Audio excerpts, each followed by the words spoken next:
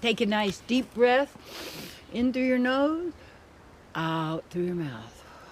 In through your nose, out through your mouth. You say, center right here. Breathe into your heart now. Just remember that. Breathe into your heart now. Greetings, dear, precious, magnificent, beautiful spirit soul that you are. I acknowledge you.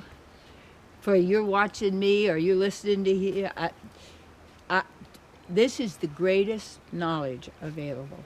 I know that is because I'm a seeker. And I look for myself and for you. And I share you with my experience and my resources, links you want, books, teachers. I'm grateful for all. Because, see, when you use everything to empower you, every even failure is a stepping stone to success if you want to play success failure. But you don't you don't give up because you can't. You're an eternal being. You cannot die. You can be captured. You could be covered with layers of ignorance. You could be living in a mental box that the beginning and end are repetitious. Every end is a beginning. Every beginning is an end. My topic, the ultimate prosperity program, your ultimate prosperity program. And I'm not, we talk about a program like you're programmed or conditioned.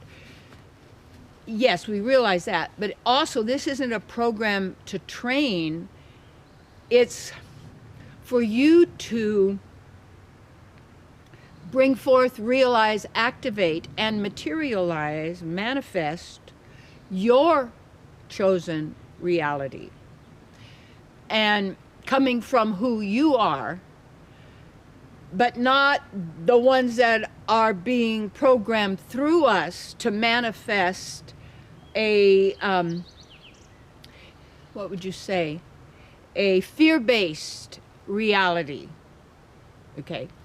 So your ultimate prosperity program or plan is to invest in yourself, you see. If you wanted to learn, I was at this art studio the other day because I have a dear friend. She's a fabulous artist with old things rusted and that, and her garden around there. It's just really fabulous because we're all really artists. But and our life is our art. Most people don't realize that. In fact, there was a story about this woman had a dream and this horrible monster was chasing her and just awful. And this woman was panicked and she's breathing, my God. She comes up to a wall. She's back to the wall. She can't go anywhere. Here comes the monster running after her. And the woman says, "What are you going to do with me?" The monster says, "I don't know, lady. It's your dream." So anyway, the ultimate prosperity is that you ultimately invest in yourself, your talents, your abilities, but most important in your consciousness, your knowingness, your realization and activation of who you really are and what's really all possible for you, you see. I don't go the path of each lifetime you're working your way up the ladder, blah, blah. Who's saying that? Someone wants you to keep working your way up the ladder. You go direct. Because right there, people say, "Oh, they died and went to God." Well, who do you think you're with all the time? And then you have to ask, which God? Remember, I did an interview on this when I had my TV program and TV ministry, and I was interviewed in the studio, and this, what was his name?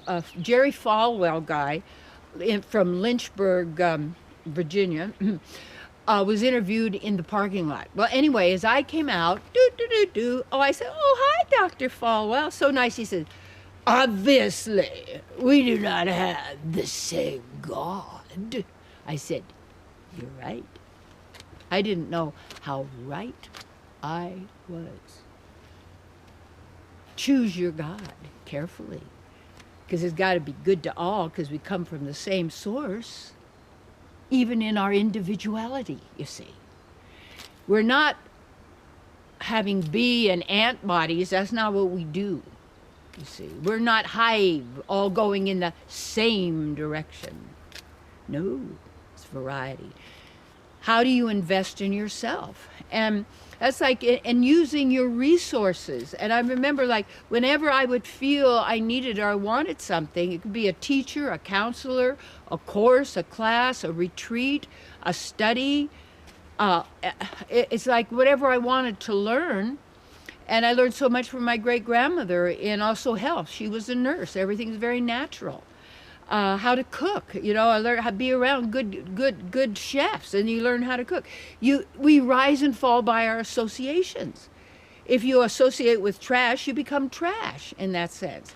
If you associate with what is mean and nasty and vicious and cruel, that's who you are and that's what you become. But it's not ultimately who you are. And then you enter into that world.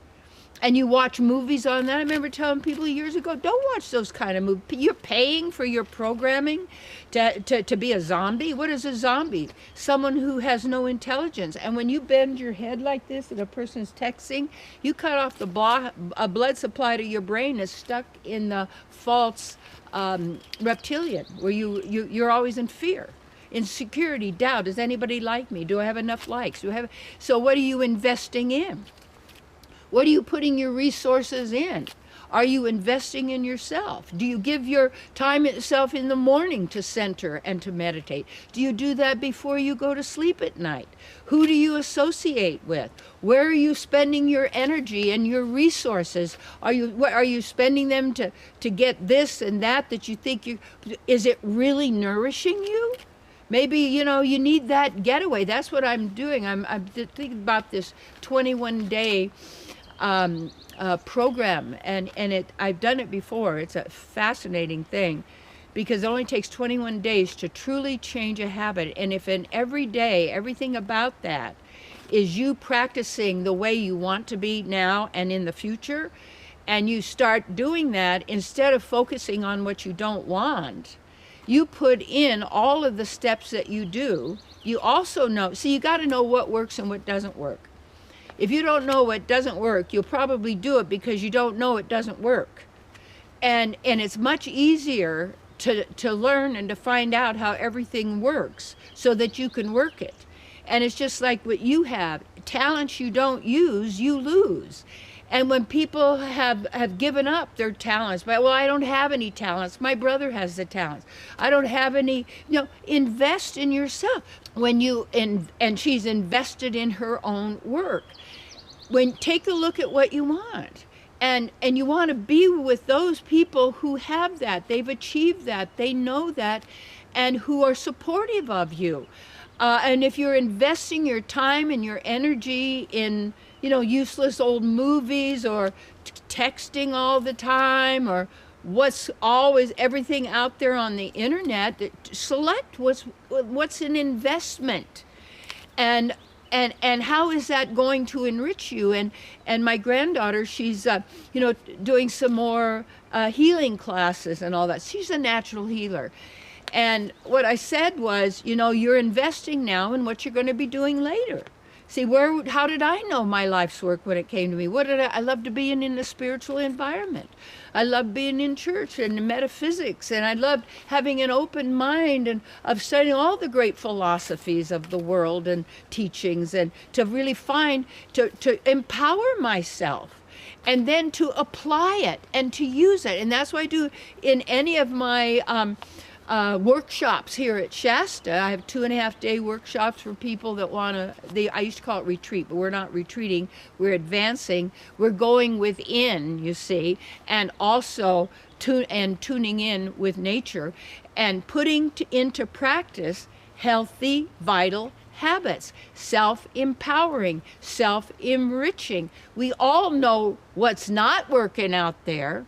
We've got to start now really focusing and doing what it is that we choose, regardless of what's going on anywhere else, you see.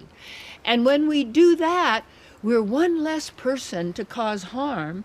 We're one more person who is creating a magnificent reality for his or herself. you see. And our investment always pays off, because what you know, no one can take from you. And what you have realized, that belongs to you. And when you know that, you see, you own yourself and you control the mind, and you know what those emotions are. You do not allow negative emotions to stop, shut down your immune system, you see? Because knowledge, sacred knowledge, knowledge of your body and how this functions, the temple of the living God, when you know that and it resonates within your heart, you then apply it. And I have found, I have given it in buildings, things that I have built in India and schools and to feed the poor and help people. It's like, I've always been an investor in others and to help them. Because as I invest in myself, they're always, as we recover our divinity and our humanity, we always want to help others. And when we do that, you see, we're in the set of giving. And when people live on a fixed income, normally they stop giving because they've got to protect everything they've got, because this is all they have. And they're misers. And they're scared, and they're always afraid they're going to lose it, and something's going to get it, and they have this clamp down. And it's almost like when people get an inheritance that they never worked for, that then they really they just manage it. That's all they do. We manage it. And they do not give of who they are and their talents. They don't develop them. They actually are as if a machine or a computer just managing. I'm just managing. And the key is, the ultimate prosperity is the investment that you make within yourself. And if you want to work on cars, learn to do that. If you want to work in the garden, you could do that. There's books, there's courses, there's classes, but the key is you got to do it. There's so many people, they know everything about health, and they're so sick you wouldn't believe it. There are some people, they know everything about everything else and gardening and everything, but they don't even have